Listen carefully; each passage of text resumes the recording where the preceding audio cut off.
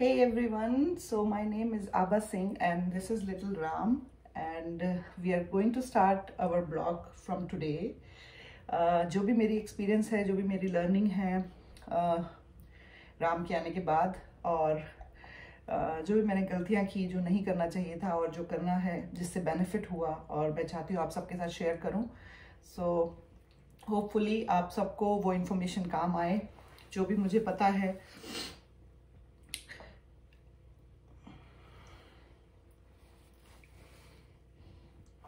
राम के आने से पहले हम सब खुश थे, अच्छे से सब कुछ चल रहा था. बट राम के आने के बाद शायद हमें पता चला है कि जीना किसे कहते हैं, जिंदगी में आनंद की अनुभूति क्या होती है.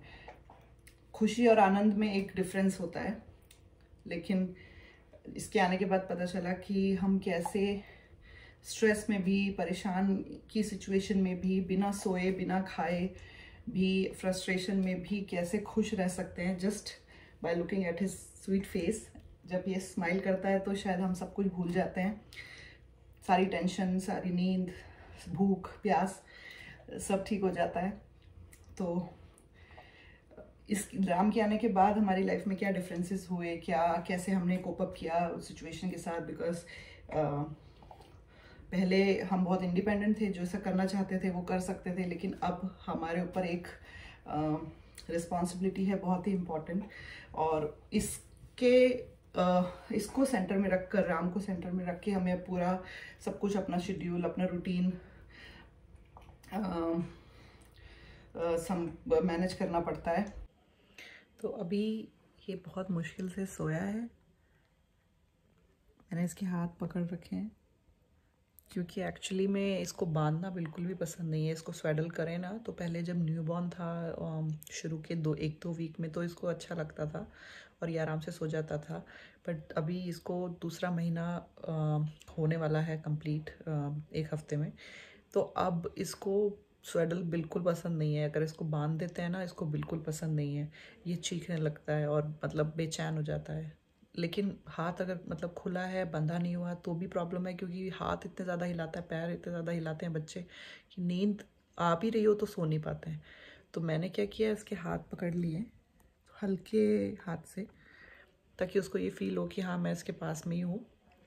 और हाथ भी हिला नहीं पा रहा है और सो गया. 5 मिनट में ही सो गया.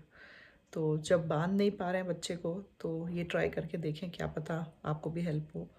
दूसरा पेसिफायर यूज़ कर रही हूँ मैं. पेसिफायर यूज़ करने, बहुत से लोग कहते हैं पेसिफायर यूज़ नहीं करना चाहिए, पेसिफायर यूज़ करने से बच्चे के कुछ प्रॉब्लम्स होती हैं. लेकिन मैंने डॉक्टर से कंसल्ट किया और मैंने खुद भी रिसर्च किया. तो ऐसा है कि पेसिफायर आप यूज़ कर सकते हैं, बट एक लिमिट से ज़्यादा नहीं यूज़ करना चाहिए. 6 मंथ के बाद आप बच्चे को पेसिफायर नहीं दें. जैसे जैसे आप स्टार्टिंग के स्टेज में आप उसको दे रहे हैं पेसिफायर, तो एक दिन में 6 घंटे से ज़्यादा आप नहीं यूज़ करें. मैं मैक्सिमम आधा या 1 घंटा, जब तक थोड़ी देर उसके मुंह में लगाती हूँ और वो सो जाता है तो हटा देती हूँ. तो एक दिन में मैक्सिमम 1 घंटा यूज़ करती होंगी. जब भी कभी बाहर गए और वो बहुत रोया, तो 10-15 मिनट के लिए, जो उसको सूद करने के लिए, उसको आराम, काम डाउन करने के लिए. बट ऐसा बोलते हैं डॉक्टर से, जो मुझे पता चला कि उन्होंने कहा कि 6 घंटे से ज़्यादा एक दिन में हमें पेसिफायर नहीं यूज़ करना चाहिए, और 6 मंथ के बाद बहुत बिल्कुल बंद कर देना चाहिए. तो ये ड्यूरेशन में अगर हम यूज़ करते हैं तो पेसिफायर यूज़ करना सेफ़ है. और क्योंकि बच्चे को जो सकिंग रिफ्लेक्स है वो बहुत आराम देता है, रिलैक्स करता है, एंजाइटी से उसको रिलीव करता है. जो बच्चा छटपटा रहा होता है, वो सारी चीज़ें उसको रिलीव करने में बहुत हेल्प करता है, और बहुत अच्छे से बच्चा सो सकता है, नींद आती है उसको अच्छी. तो और नींद जितनी अच्छी आए इस टाइम पे बच्चे को, इस स्टेज में, शुरू के जो इन्फेंट स्टेज है, जितना बच्चा सोए. कुछ कभी कभी माँ बोलती है कि अरे बच्चा सोता ही रहता है, हम उसके साथ खेल ही नहीं पाते, फैमिली वाले बोलते हैं. लेकिन जितना बच्चा सो रहा है उतना ही ज़्यादा उसकी डेवलपमेंट हो रही है, ग्रोथ हो रही है. अंदर से जो उसके बॉडी ऑर्गन्स है वो बहुत अच्छे से डेवलप हो रहे हैं. तो सोना बहुत अच्छा है इस टाइम पे बच्चे के लिए. तो उसको डिस्टर्ब ना करें. अगर वो सो रहा है तो सोने दें. अभी इसका भी, राम का भी यही रूटीन है. 3 घंटे वो सोता है, फिर वो उठ जाता है, फिर वो फीड करता है, फिर वो दोबारा सो जाता है, फिर उठता है. यही रूटीन चल रहा है. अब थोड़ा थोड़ा धीरे धीरे बीच बीच में वो खेलने लगा है और हंसने लगा है. जैसे जैसे टाइम जाएगा तो नींद कम होने लगेगी और शायद उसको भूख ज़्यादा लगने लगेगी, तो फीड का टाइम बढ़ जाएगा और बीच में खेलने के लिए भी टाइम उसको वो अवेक रहेगा खेलने के लिए। तो अभी तो स्लीपिंग और ईटिंग, बस ये फीडिंग और स्लीपिंग के सिवा ज़्यादा कुछ नहीं हो रहा है। तो ये 2 बातें मैं शेयर करना चाहती थी आपके साथ कि पेसिफायर यूज़ करना सेफ़ है, बट किन बातों को ध्यान में रखा जाए वो मैंने आपको बताया। और हाँ, अगर बच्चा आपका स्वेडल नहीं चाहता है, बांधना नहीं चाहता है, तो आप भी ऐसा ट्राई कर सकते हैं। थोड़ी देर के लिए हाथ पकड़ के फिर धीरे धीरे छोड़ दीजिए। बस अब वो सो गया। एक बार बच्चा गहरी नींद में है उसके बाद वो नहीं उठता। तो ट्राई करें और मुझे कमेंट में बताएं अगर ये आपको हेल्प करता है तो। कभी कभी मैं सोचती हूँ कि एक मतलब कितना एक अलग फीलिंग है, राइट। पहले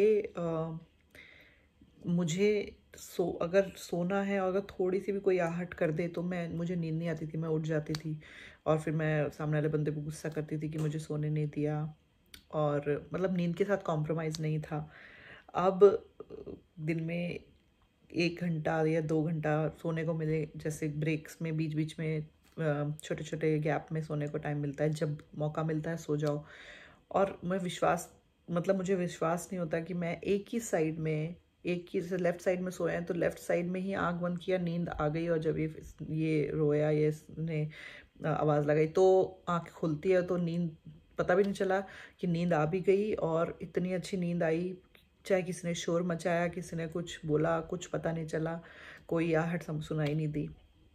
तो मुझे लगता है कि ये इनहेरिट होता है सबके अंदर। जब हम माँ बनते हैं तो अपने आप हमको एडजस्ट करना आ जाता है। वो अलग दिन थे जब पूरे 8 घंटे की 10 घंटे की नींद चाहिए होती थी, तब फ्रेश फील होता था। अब अगर 1 घंटे की भी नींद पूरी मिल जाए तो ऐसा लगता है कि हाँ, रिलीफ, कितना फ्रेश फील हो रहा है। तो ये भगवान की आई थिंक एक सुंदर रचना है जिसे माँ कहते हैं। और कोई भी लड़की बहुत सारे चेंजेस से गुजरती है जब वो माँ बनती है, इमोशनली, फिजिकली, मेंटली। उसका थॉट प्रोसेस पूरा चेंज हो जाता है, समझने की शक्ति, सोचना, एडजस्ट करना, बहुत सारे चेंजेस मैंने अपने अंदर देखे हैं। मुझे लगता है कि ये गॉड गिफ्ट है सच में, जो शायद मैं पहले कभी नहीं करती, वो मैं अब कर रही हूँ। एकदम से डर गया झटके से।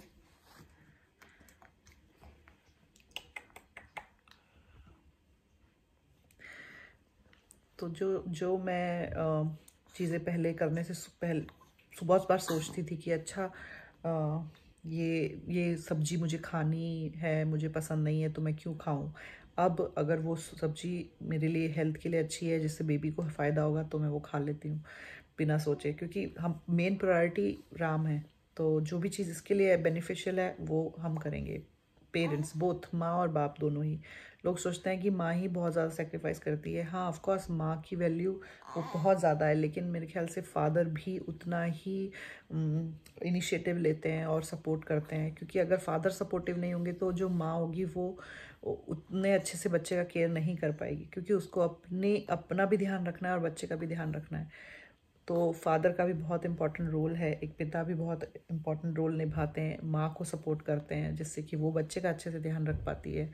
तो दोनों पेरेंट्स ही मुझे लगता है बहुत सारी चीज़ों में एडजस्ट करते हैं। और वो देखिए कैसा होता है ना, बच्चे के लिए पेरेंट्स कितना कुछ करते हैं, उनका ध्यान रखने के लिए छोटी छोटी चीज़ों का रात रात भर जगते हैं। उनको कुछ हो जाए तो पूरा फोकस बच्चे के ऊपर होता है। फिर वही बच्चे बड़े हो जाते हैं और फिर उनकी लाइफ में बहुत सी चीज़ें हो जाती हैं अलग अलग। फिर वो बहुत से बच्चे माँ बाप को भूल जाते हैं।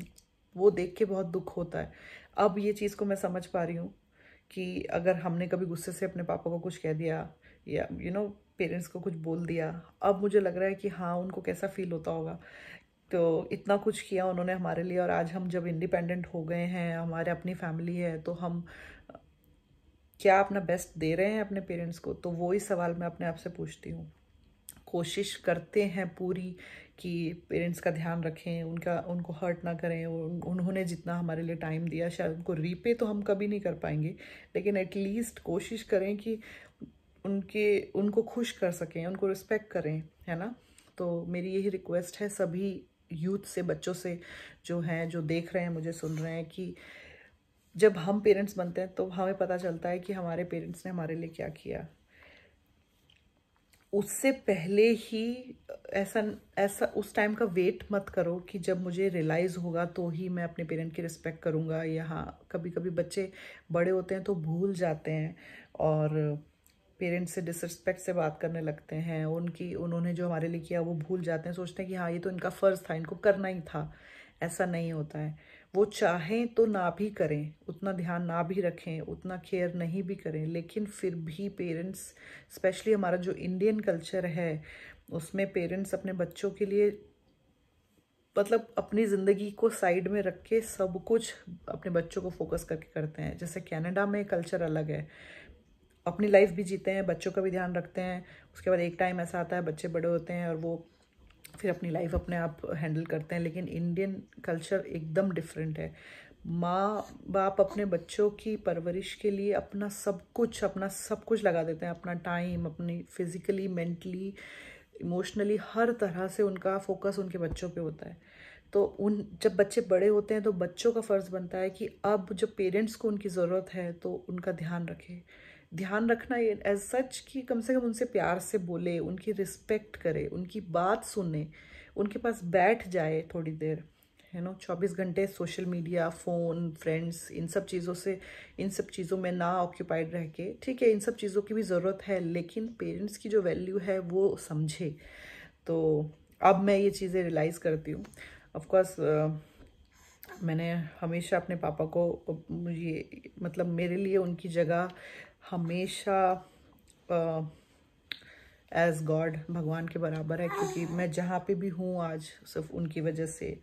तो लेकिन मैं जब कुछ बच्चों को देखती हूँ जो अपने पेरेंट्स के साथ अच्छे से बिहेव नहीं करते हैं और उन पेरेंट्स को देखती हूँ तो मुझे बहुत दुख होता है। इसीलिए मैंने सोचा इस व्लॉग के माध्यम से मैं ये शेयर कर सकूं कि बच्चों को ये ध्यान रखना बहुत ज़रूरी है कि जो उनके पेरेंट्स ने उनके लिए किया है वो कोई नहीं कभी करेगा। और जितना प्यार पेरेंट्स करते हैं अपने बच्चों को, उतना प्यार कभी कोई नहीं कर सकता। ये रियलाइज़ हर इंसान करता है एक वक्त आने पर, लेकिन पहले ही अगर रियलाइज़ कर लें तो शायद हम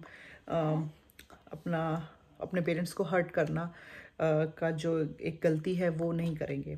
तो प्लीज़ प्लीज़ प्लीज़ अपने पेरेंट्स का ध्यान रखें, उनको प्यार करें, उनकी रिस्पेक्ट करें और उनके साथ टाइम स्पेंड करें, उनको टाइम दें। उनको आपके टाइम की बहुत ज़रूरत है। अब मेरे को पता चल रहा है कि मैं कितना टाइम दे रही हूँ इसको। अब ये बड़ा होके मुझे टाइम देगा कि नहीं वो तो पता नहीं। I am not expecting anything, but I am really indebted to my father और मेरे मदर की, कि मेरे पापा मम्मी ने मेरे लिए इतना कुछ किया। मुझे अभी भी याद है, एक बार मुझे फीवर हुआ था जब मैं बहुत छोटी थी, तो पूरी रात मेरे पापा मेरे सर पे पट्टियाँ रख रहे थे। वो बातें आप याद आती हैं तो फील होता है कि उस टाइम पे हम शायद नहीं समझ पाए, लेकिन अब रियलाइज़ कर रहे हैं। तो इसीलिए शेयर कर रही हूँ, क्या पता आप में से कोई सुने और आपको कुछ अच्छा समझ में आए और आपके पेरेंट्स के साथ आपका जो बॉन्ड है वो और ज़्यादा गहरा हो जाए, अगर नहीं है तो। अभी ये थोड़ा सा क्रैंकी होने लगा है, तो मैं इसका ध्यान रखती हूँ और फिर हम मिलेंगे नेक्स्ट वीडियो में। इसकी फीड का टाइम हो गया है, तो स्टे ट्यून्ड और प्लीज़ चैनल को सब्सक्राइब करें और अच्छी अच्छी बातें सुनने के लिए और देखने के लिए कि राम हमारी ज़िंदगी में क्या गोलमाल करता है। ओके।